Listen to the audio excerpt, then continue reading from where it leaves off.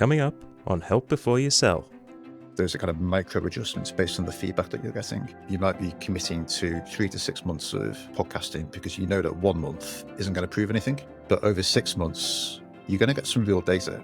Or you make a macro adjustments and you decide that actually maybe podcasting isn't the right approach for you. And that's fine. That's good feedback. If you're not consistent and you're worried about refining, it's actually a relief to go, oh, I don't need to do that yet. I need to get consistent first and then start refining. And I think the important thing is to be relaxed about it. Just going back to what we were talking about earlier, this is a long-term strategy. Does marketing and content creation ever feel hard and time-consuming? What if it didn't have to be that way?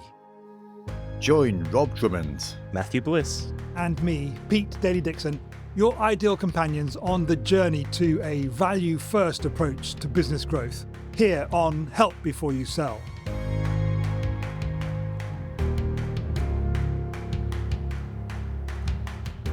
All right, so last week we were talking about achieving consistency in the way that you help before you sell and taking a long-term view of not expecting the results that you're hoping for to show up straight away.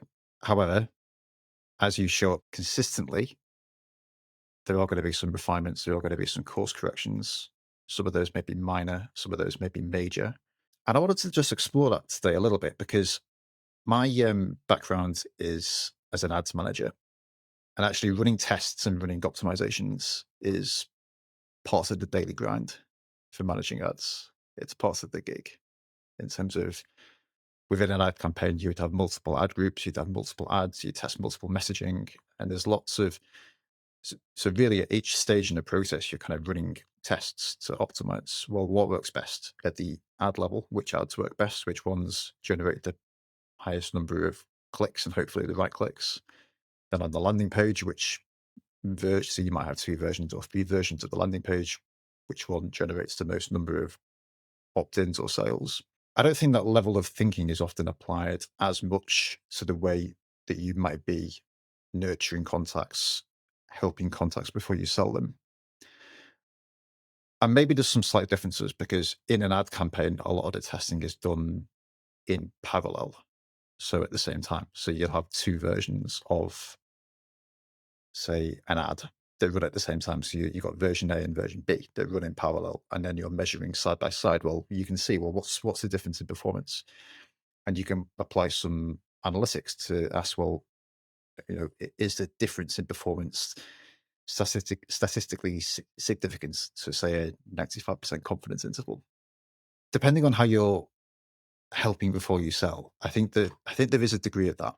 So if you've got email sequences going out, one thing you could do is you could create a version A of that sequence and a version B of that sequence.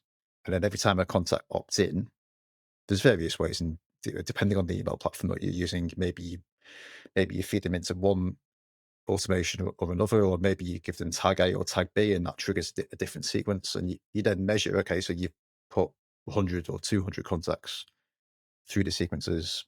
How have they firstly engaged with that sequence? Are they opening it? Are they clicking on links in the emails? And then also, what's the final outcome? And I think it just doesn't happen compared to, say, running ads, where it happens pretty much all the time. Because I think maybe because you're just shelling out money for all these clicks, so you're like, I'm shelling out all the money. I need to make this work. So people do go and test their ads. I don't think people test their landing pages as often. And people hardly ever test their email sequences. Do you think it's also possibly because when people are using ads in their business, is it true that people, if you get to that stage, people tend to use someone like you, Rob, and I know you're doing it less now, but they use an agency or a freelancer who specializes in ads because there is an element of complexity, in setting up the campaigns and whatever. And then that tracking then comes as part of that.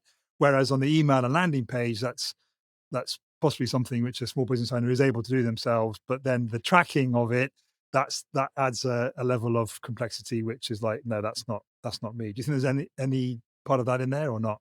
A bit, but then there's email marketing professionals who wouldn't set up an A/B split test like I've just described and test. It might be that most of the emails are the same, that you're not testing a completely different set of emails. It might be that you're testing a different offer at the end of each email, and you change the offer across the entire sequence. So you want to know which one holds the most appeal. Because if you're doing a parallel test like that, you only want to test one thing at a time usually. Otherwise, you don't know what the difference was. So you might test just the offer at the end of the emails, or you might test just the main problem that you opened the emails with.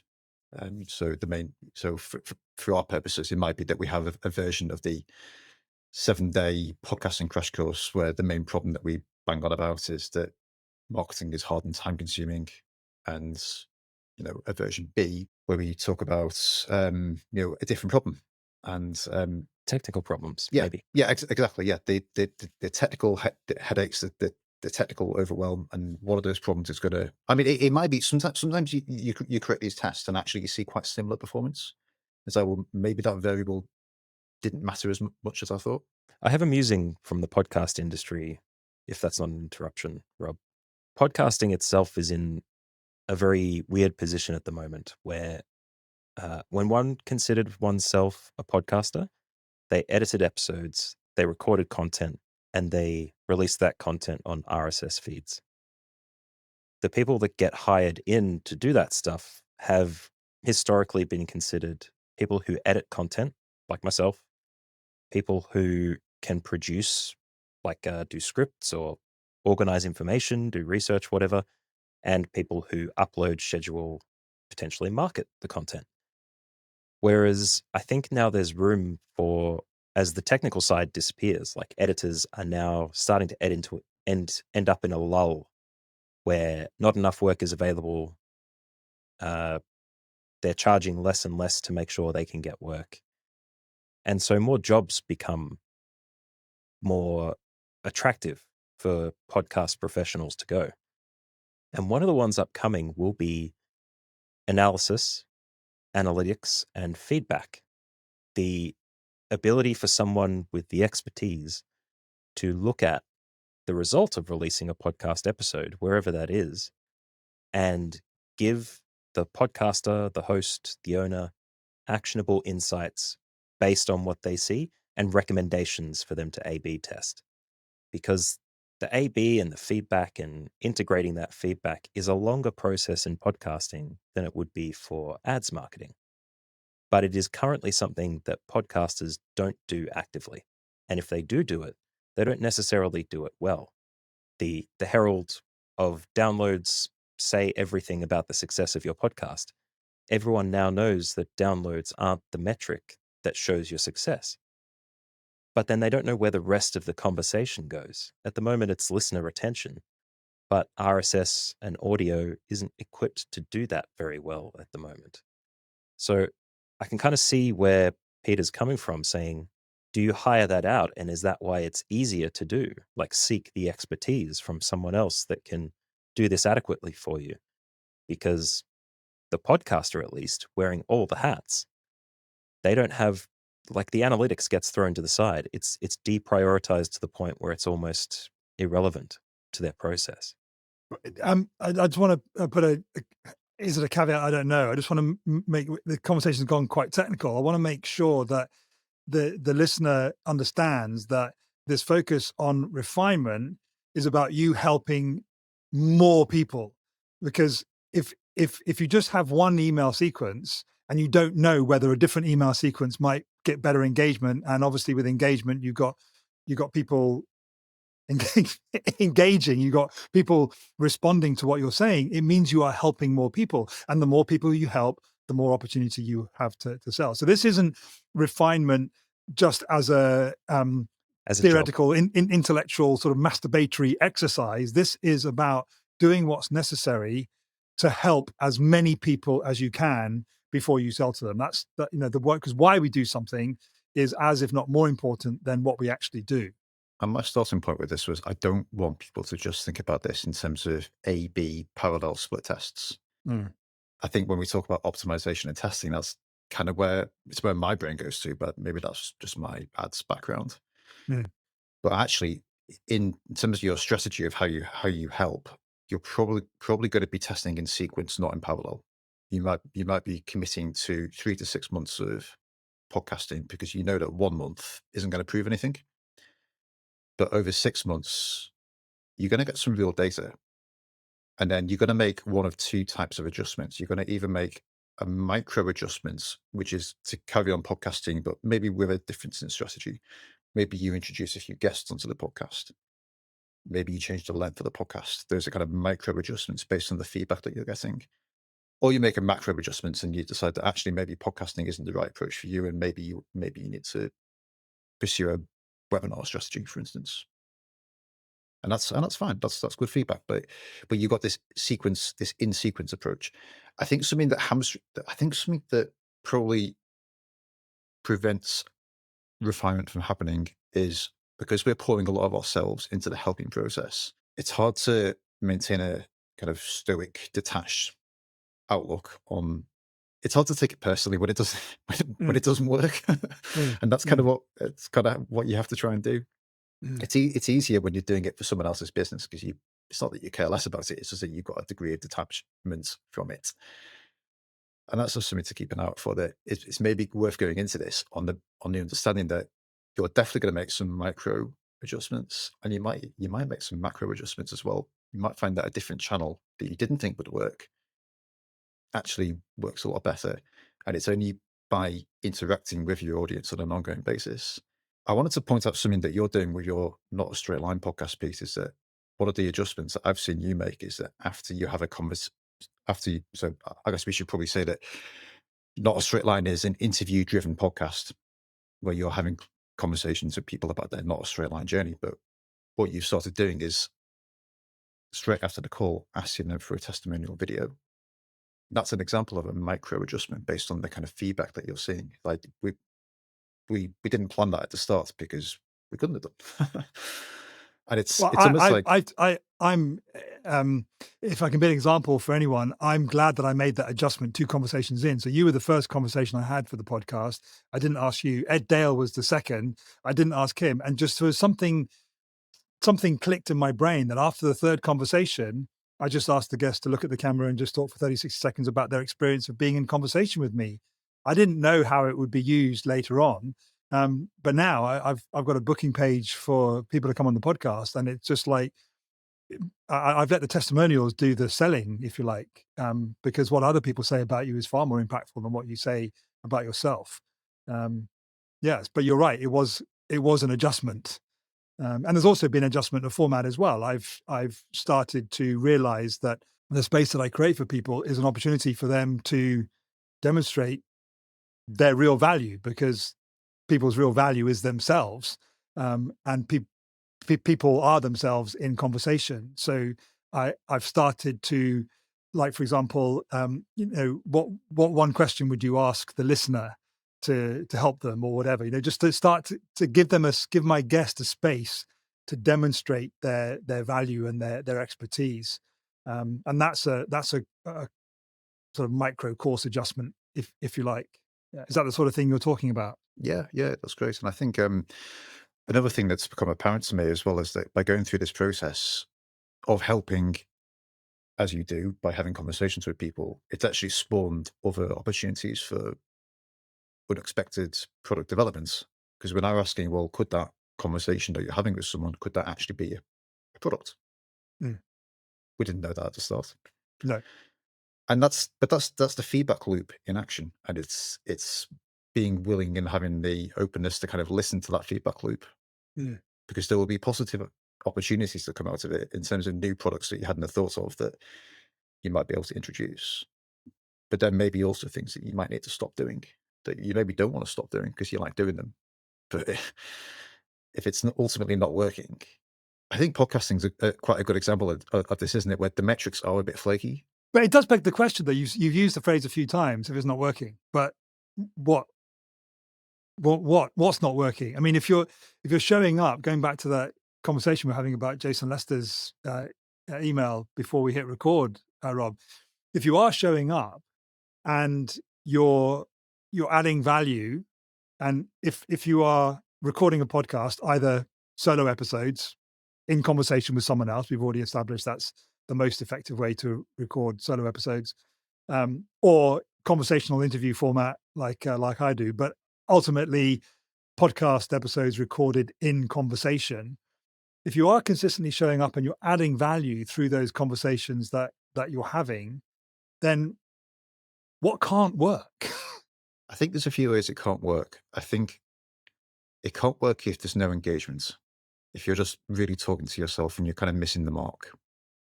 So the engagement stats and the downloads, I think, do matter, but they're an interim measure. But it's a red flag if they're not growing, or if the internet, if you're going out, if you're going out to your target audience and your target audience is kind of yawning in your face. And something occurred to me while you were talking there, is that maybe you can speed up that feedback loop by taking excerpts from your podcast and putting them on social media, on LinkedIn or Instagram or Twitter, and seeing what engagement you get from that. So if you take, the best 60 seconds of a particular episode of your podcast and you put it out there, and you've got a good hook on your LinkedIn post or whatever, and like you say, the internet yawns in your face, then yeah, that's probably The internet yawns in my face quite a lot.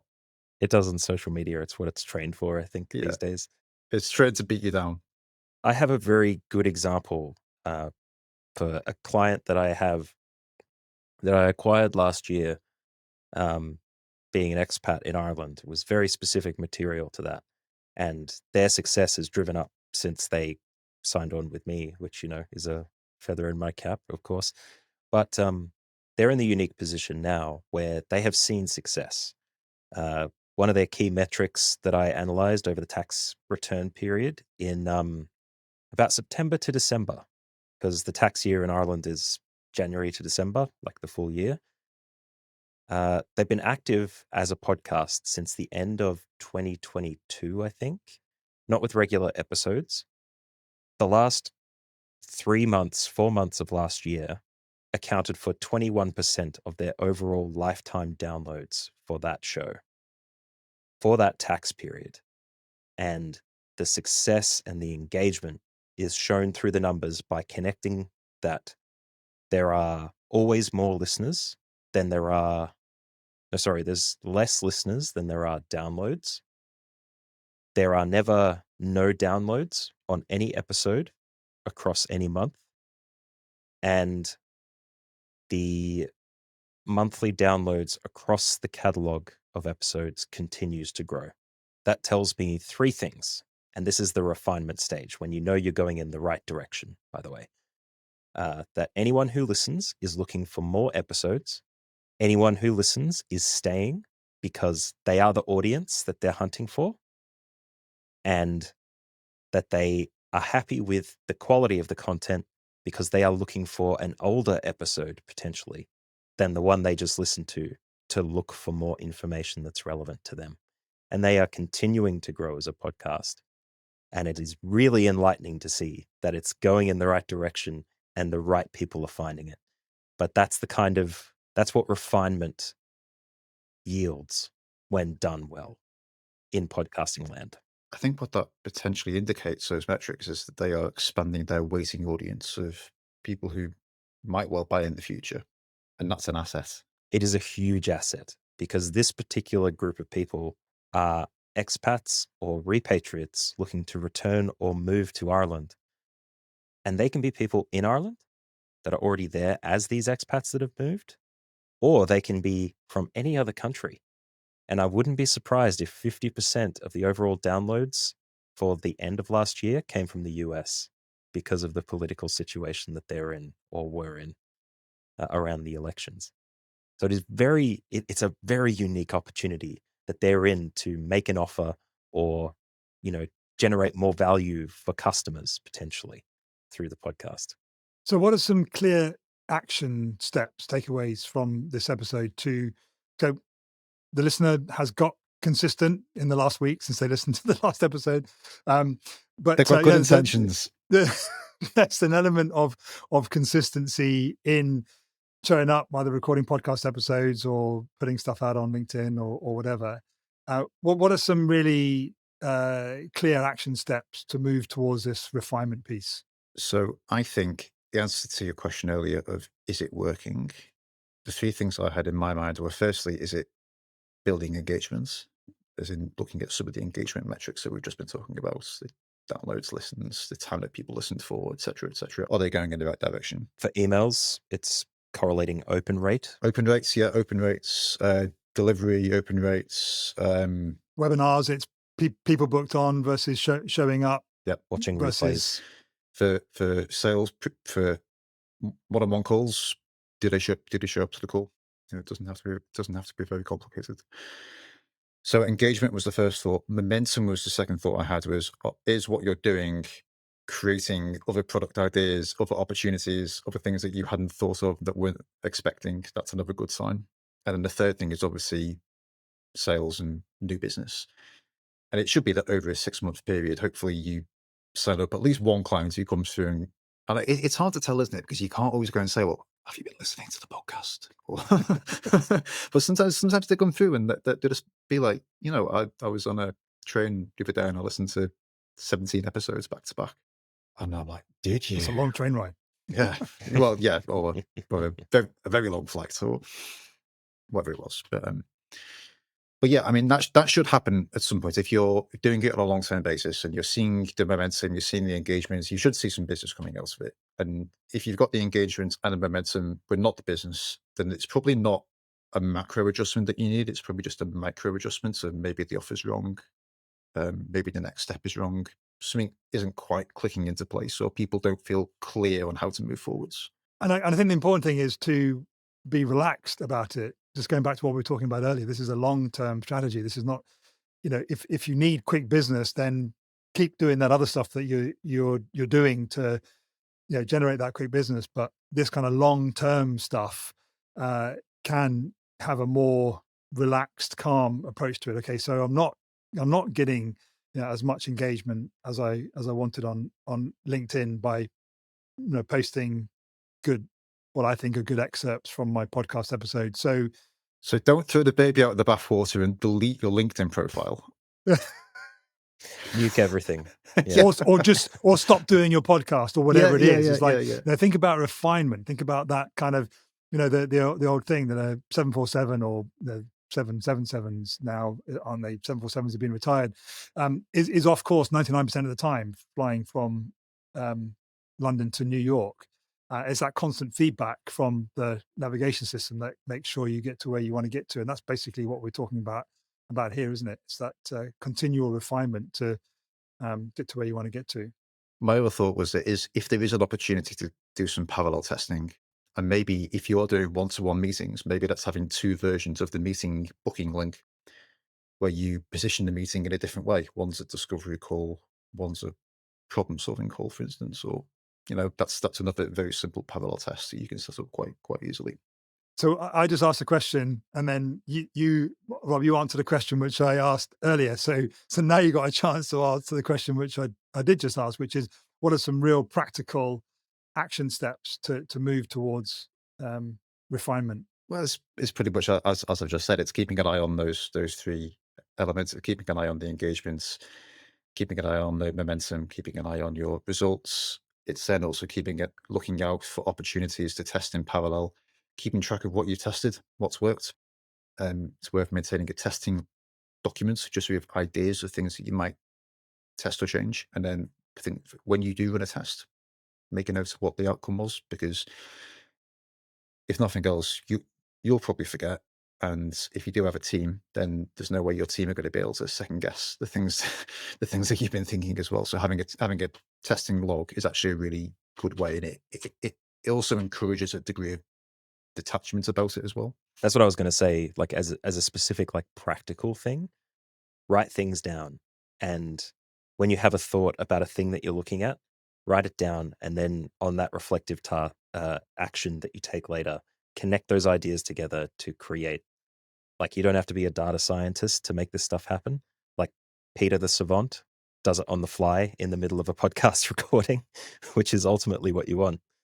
But yeah, the practical thing for me is writing everything down, keeping those ideas clear and fresh. And yeah. So with what we talked about, Rob, before we hit record, about me starting to get these high impact snippets from my conversations, the nearly 50 conversations I've had now over the last 5 or 6 months. and posting them on LinkedIn on a regular basis, would that be an example of a refinement that I'm doing in my process? And it's not like you're changing strategy, but it's a micro refinement in terms of how you're then presenting that to the world. And I think that's more to do with consistency. I think you need to achieve consistency before you can then address refinements. Got it. I think got it. Okay, so I'm a week behind. All right, that's fine. you need to So- refer back so to me- last week's lesson and come back to us next week. Yes, boss. But that's I'm on an it. important thing, though. Like, if you're not consistent and you're worried about refining, like it's actually a relief to go, oh, I don't need to do that yet. I need to get Yeah. consistent first, One thing and at a time. then start refining. Yeah. So it's interesting that we're bridging the concepts across 2 episodes. So if you've not listened to the episode on consistency, I encourage you to do so. Over what period of time, and we may have addressed it on that episode, but over what period of time should me and the listener be looking to be consistent before we then say, okay, right, now I'm consistent in this. Now I'm going to spend some energy in refining it. Yeah, the bigger your audience and the more engagement you have, the more often you can refine because you've just got more data points and the signal is more meaningful. But I would suggest sort of 3 to 6 months, depending on what it is. If you're doing one-to-one meetings, then it's going to be a lot sooner because the feedback mechanism is. So this is a good case study, actually. So the beginning of this year, so the new product that came out of Not a Straight Line, we know, is the Conversation Magazine. It's an opportunity for people to have the conversation and not have to wait to come onto the podcast. So they can choose whether it goes out as a podcast episode or not, because the value is in the conversation. So there is a product that's come out of the podcast that I've done. So this could be like a working case study in helping before we sell. So I'm now going to get consistent with it, and we can kind of use it as a real world case study of what it is that we're talking about. Well, we'll share our findings. Yeah.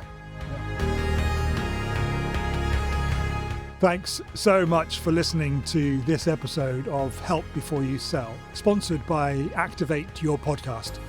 To activate your podcast and help the people who most need you and your services, head to activateyourpodcast.com/help. If you found this episode helpful, please also leave us a rating and review on Apple Podcasts or Spotify. And remember, help more to sell more. See you next time.